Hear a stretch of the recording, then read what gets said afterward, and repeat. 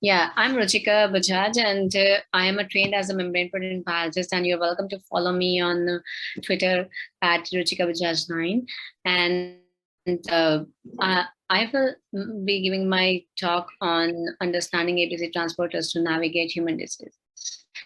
So my scientific journey has been mainly focused on ABC transporters. I did my graduate school at Purdue, where I studied FDS, CX, and PCSP, and then G501.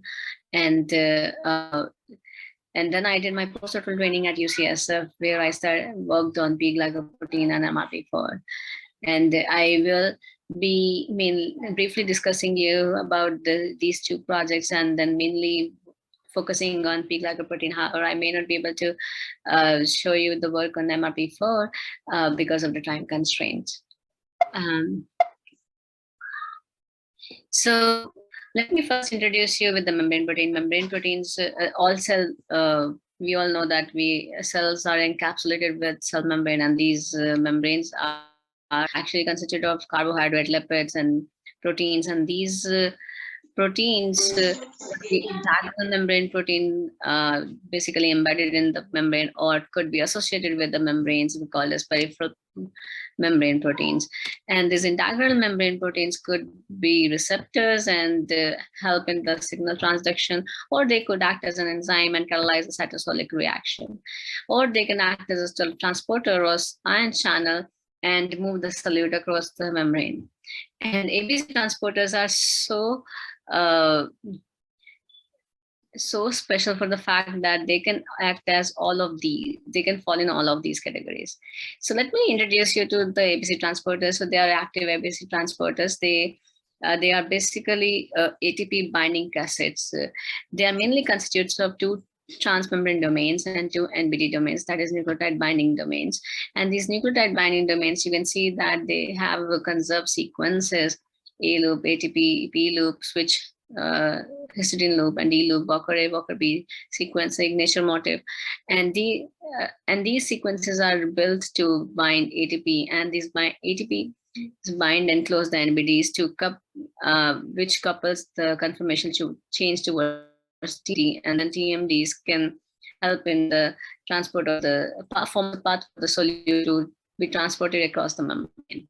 And these ABC transporters are really, really important for the fact that they are ubiquitously present in prokaryotes as well as the eukaryotes, and they're associated with different diseases like cystic fibrosis, muscular dystrophy, or multi-drug resistant cancer, etc. So they are, and membrane proteins are usually like drug targets in most of the diseases. So this is why it is very important to study this class of proteins. Okay, so, and ABC transporters are often viewed as to be following alternating access mechanism, in which the substrate binding site is present in the transmembrane domain, and it is exposed to the either side of the membrane. So let's first discuss the biochemical characterization of FTS6, E, and PCSB in streptococcus pneumonia. So I did my graduate school with Amy Davidson, who was a pioneer in the field of ABC transporters. However, due to her death, I continued my graduate school with Cynthia Stoffiger and Michael Winkler. And Winkler lab actually had showed an interaction between FTS6 and FTSE and PCSB in cell division process of streptococcus pneumonia. And I first focused on FTS6, and it was known that FTS6 is very toxic protein to be expressed in E. coli. So I challenged the literature, and I expressed the FTS6 with a single band on the gel. And afterwards, I also reconstituted it into nanodisk and also characterized it as a cross-link diamond. Afterwards, I also focused on FTSE and expressed and purified FTSE and showed that it can bind ADP with KD, which is similar to other ABC transporters, and it had a nice peak in the purification as well. Then surprisingly, I also showed that PCSB, which has two domains, CHAP domain and coil domain, and it tracks with FTSX with coil domain. this protein actually interacts with the different types of lipids, and it mainly interacts with positively charged lipids with positively charged head group like PE. And this interaction was mediated through CC coil domain instead of CHAP domain. So in conclusions, we can say that FTSX is non-toxic to express in E. coli and can be reconsidered as a dimer, and it can bind, and FTSE can bind ATP analog with similar affinity constant as other ABC transporters. And PCS, we can bind to lipids with positively charged hedge groups via coil domain. So there is a mechanism of leaving these interactions and participating in the cell division process. So basically, it has helped us to prepare the high resolution, prepares the material for future high resolution structure studies on these proteins.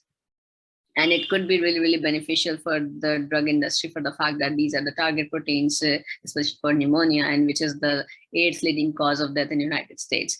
And we all know that pneumonia had been a really, really bad problem for the COVID patients. So besides this project, FTS6 project, I also worked in MALG501, which had been with the Amy Davidson's in the Stophica, and which had been a binding protein independent mutant of maltose transporter. Maltose transporter consists of MALG and my 5' transmembrane domain and 2 MALP domains. And this mutant had mutations in the MALG part where these 2 residues were mutated. The funny thing about this MALG501 was that first of all, it was a binding protein independent mutant, so it did not require any MVP. So, and then it showed an interesting, unusual biophysical behavior with the increasing concentration of maltose and MVP. So there were 2 questions like, how does it bypass the essential requirement of MVP unlike wild type, and why this MVP is playing an inhibitory role in the catalytic cycle. So to answer this question, we kind of reduced this catalytic cycle using site diaries, spin labeling, and EPR spectroscopy. And we found that basically this mutant exists in an equilibrium between late and semi-open state or activated states. And this activated state has a high affinity interaction with the MVP. And due to that interaction, it doesn't cycle into the catalytic cycle. Instead, it goes into the irreversible mode where it acts as the inhibited particle. So that plays the inhibited role. So besides this, so after finishing up graduate student, then I did my postgraduate training at UCSF. So here I will be focusing on interaction of commonly used molecular excipients with P-glycoprotein. P-glycoprotein, like other ABC transporters, MRP2 and BCRP, it's also located on the apical side of brush border membrane of intestinal lumen. And it significantly contributes to the pharmacokinetics of the drugs because it not only present on the intestine, it's also present on the kidney, liver, brain, etc.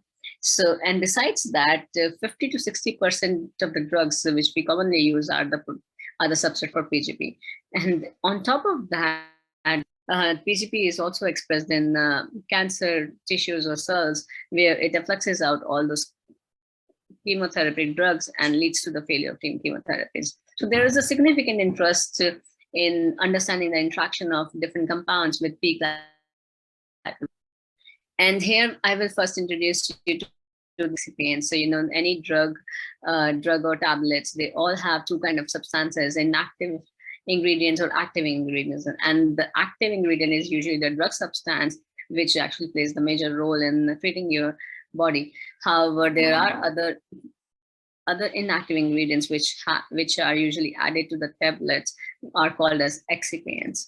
And these excipients have various functions, like they can act as a buffering agent, or they can act as a sweeteners, chelators, binders, stabilizers, or surfactants, solubilizers, or coloring or flavoring agent as well.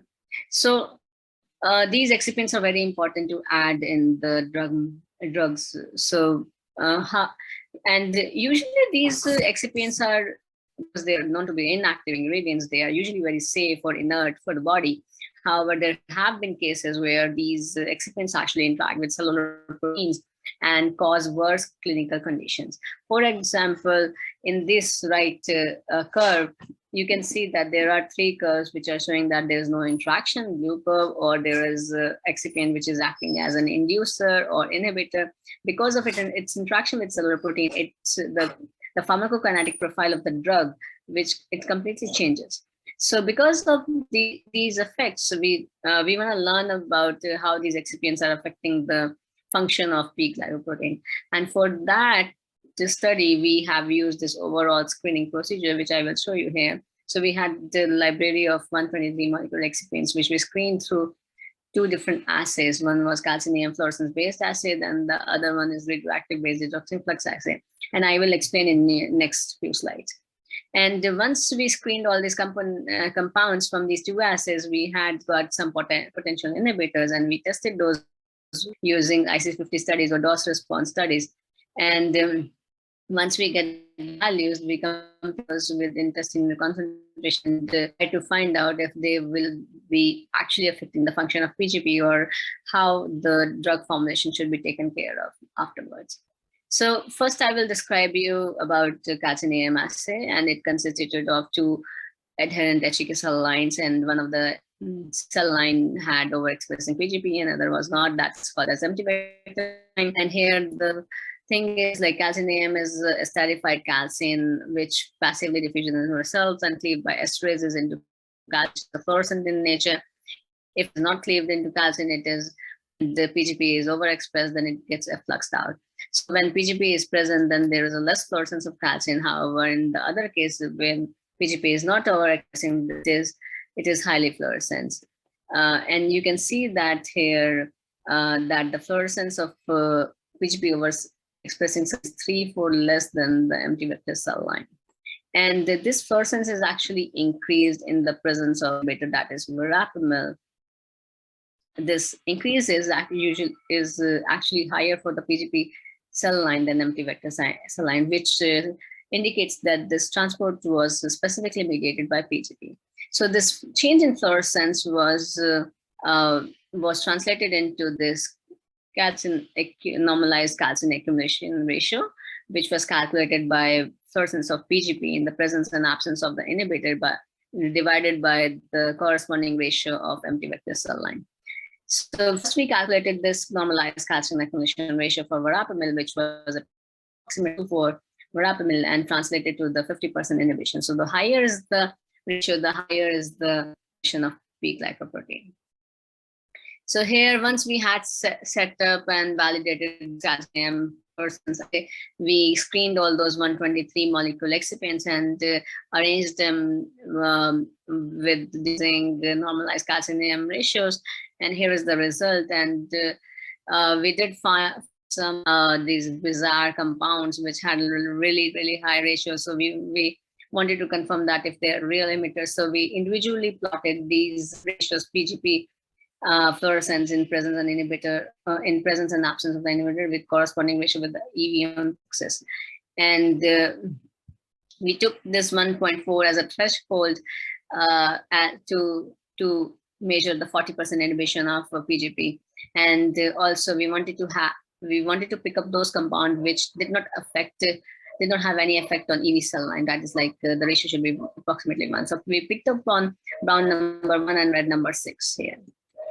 And we further moved towards those response studies, and we found that they were not actually inhibitor. They were actually false positive. So you do not see inhibition here with increasing concentration of these compounds. So because we were finding these false positives, so we moved towards different assay, which is radioactive assay. And this assay, because it used radioactivity and it may not interfere with the compounds, which could have happened in fluorescence assay. So it was more sensitive than compared to the previous assay. And also it had mimicked the in vivo situation for the fact that it had two chambers. Like the upper chamber was apical chamber, more related to the more mimicking the gut lumen, and then there was a layer of the cells, polarized cells, and then which was dipped into this chamber that's more mimicking the blood circulation. And cellular layer had the human MDR1 or PGP expressed on it. And the basal chamber, the substrate was moving from basal to the apical chamber. And once we had this assay, we tried to measure the transport, and we found that the transport could be measured in the cell line, which was overexpressing MDR cell line, but not the knockout cell line. You can see the difference between the baseline and then the MDR cell line. And in the case of inhibitor, these transport were inhibited. So once we had set up this whole assay with the fluorescence assay, then again we organized it, those 123 molecular excipients according to normalized digoxin flux, and also we made sure that these excipients are not affecting the mean permeability. So we took the threshold of the 40% inhibition and 3% permeability, mean permeability, and we picked up on these two compounds, light green SF yellowish and beta cyclodextrin. And further, we tried to check on these compounds in the IC50 study, and we found that they were actually inhibitors. And once we got those IC50 values, we compared those with the maximum intestinal concentration, we found that there was a threefold difference between beta cyclodextrin, and then these concentrations were similar for light green CF yellowish. So which clearly shows we should be careful about preparing future formulations with these two excipients. And oral excipients have been screened again. So basically, in conclusion, we can say that oral excipients have been screened against P glycoprotein using calcium fluorescence assay and digoxin flux assay. And most of the screened excipients were safe or inert with respect to P glycoprotein. However, beta cyclodextrin and light green SF yellowish were found to be inhibitory at high micromolecular range in the digoxin flux assay. And I sincerely want to thank these folks who had been involved in the study. So Diana is my postdoctoral advisor, and she was very, very helpful or guiding me like through all those steps in the project, that to make sure that I was doing everything correctly. And then Kathy had been very instrumental in leading our collaboration with FDA, who were funding our study. So was my sister who had helped me with those response studies, and MSA, and Ling acted as a great mentor for me to work through all this study. She provided reagent and also answered my questions during the study. And I also want to thank the FDA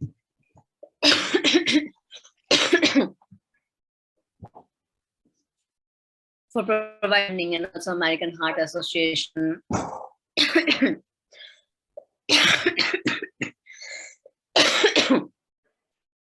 for providing me the postdoctoral fellowship during this study. So since my scientific journey has been, this is the snapshot of my scientific journey in ABC transporters. The first study was focused on FTSX, PCSB from Streptococcus pneumonia, and then I deduced the catalytic cycle of MALG501, that's a binding protein independent mutant transporter, and then I worked on screening of various excipients from P glycoprotein, and then structure function studies of my paper. So my whole scientific journey has kept me excited about this ABC transporter. So I wanted to know more about the evolving field of ABC transporters. So here I had questions like how many unique ABC transporters have been structurally resolved, and what are the timelines of those structural determination of different structures, and how many structures have been determined by different tools, what resolutions are these structures are determined at, and what sources have been used to study these structures, etc., and who are the group leaders actually cutting the field. So I had these many questions, and this really required a meta-analysis of the expansion of structural biology of ABC transporters. So I recruited these two, Somi, Cole, Eric, and Tatiana from CCSF biotechnology program, and without checking their CV. That was a very courageous or bold thing to do. And the funny and the great thing is that we have been successful in doing all this project and publishing this work now. It is about to come out in the next few days. And here are the 7 structure folds in ABC transporter field, which have been deduced because the field has exploded a lot of structures in it. So type 1 is the basic primitive transporter, which has 2 TMD domains with 5 or 6 helices in it and 2 NBD domains. And then type 2 is similar to type 1, however, there are 10 helices in the TMD domain. And type 3 is really, really special for the fact that it has two different subunit. The S unit binds to the substrate, which transfers the substrate to the T unit, and that is which is associated with the NBD domains, and try to translocate the to the substrate. The fourth fold is very special for that it has swap from both domains, and then alcoholized as well, besides TM helicase. And type 5th and type 7th are special for the fact that they also have extracellular domain, but type 7 has helicase as well. And type 6 is special in the sense that it has its own beta cellulate domains. So once we understood this whole structure folds, we also try to collect all this data from the PDB database and characterize it with the different type of tools.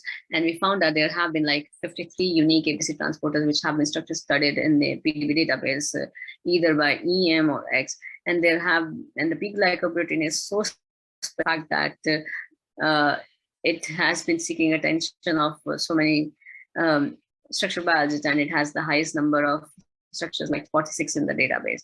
And there are other proteins which also have been very extensively, like ABCG2 or MLA complex and MSB and ATM1 and maltose transporter itself. And these transporters, and then there are other transporters which still needs to be studied in more details. And they also prepared the timeline, like how they have been studied. So the field actually started in 2 structure, and it was lagging until 2012 and 14, and then it picked up on 2016, 17, and the funny thing is the COVID year was the most productive year for the field, and 2021 and 2022 have been also proliferate so far. And we also learned some important trends in the field, and the trend was that most of the structures have been determined in between 3 to 4 angstrom, and the fold 4 is the most prevalent fold in the field, which is equally represented in prokaryotes as well as in eukaryotes. And we also try to study the trend in the source of the group leaders, and we found that Homo sapiens has become the favorite source, although it started from eukaryotes as E. coli. And then the same thing, like we were trying to find out who are the group leaders, and we see that these are 3 group leaders, Law, Churchill, and these have been like kind of pioneering or in the field. And with this all training in ABC transporters, I'm really ready to start my own lab, Bajaj lab, on membrane protein biology. And I'm trying to understand the ABC transporter to navigate to human diseases using biochemistry, biophysics, bioinformatics, and biology. And here I would like to understand basic questions like how do these 2 TMDs and 2 NBDs coordinate each other, and how ATP is being hydrolyzed per solute transport, and how do they interact with the substrate, how these transporters are regulated with to solute transport, and what are the conjugation dynamics in them, and the specificity of these transporters, and what is the basic step in the catalytic cycle. So besides questions, I'm also interested in understanding their interactions with other downstream solid protein and understand the physiological relevance of these interactions. And once I understand more basic sciences, I also want to focus on designing novel pharmacological tools to really modulate their function in the cells or the disease purpose. And I also want to move towards the precision medicine, where I want to understand the single nucleotide polymorphism in these ABC transport and connect these structural biology and genetics, and structural biology, genetics, and therapeutic sciences together. And besides doing research, I mean, as I mentioned, that I recruited those students without checking their CVs, and we had meetings like every week on the Saturdays, and that's how this study actually happened. And that actually, this study actually introduced me to